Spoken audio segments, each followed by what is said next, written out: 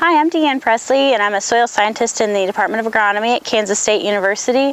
And I wanted to show you some soil structure in this soil pit. So dug this a few days ago, and it started to dry out a little bit, and you can kind of see some of the cracking and such. But really I wanted to focus on the upper part of the soil. So this soil has actually been no-tilled for 17 years now. And the surface, if I dig down through it, it's actually pretty loose.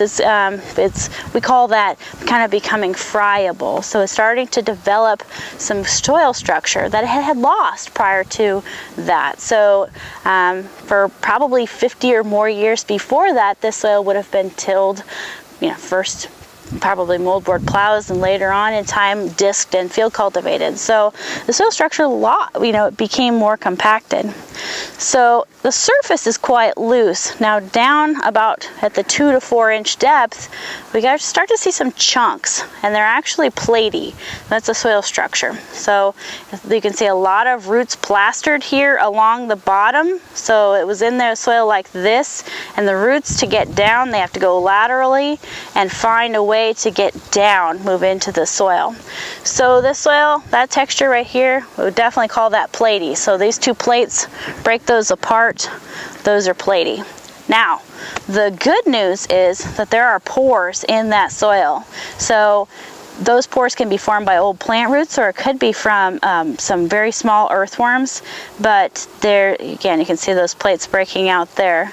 So it is becoming more porous, and that's what we see over time. Soil structure, it's not that this all crumbles apart and becomes like, if you were digging in a grassland, it would be more crumbly like this, but it is improving, and that's exciting from a soil scientist sort of standpoint, but also from a crop production as well, because the more places the plant roots have to get down and exploit the soil, that's more places that they can go to get nutrients and also water and the physical support that plant roots need.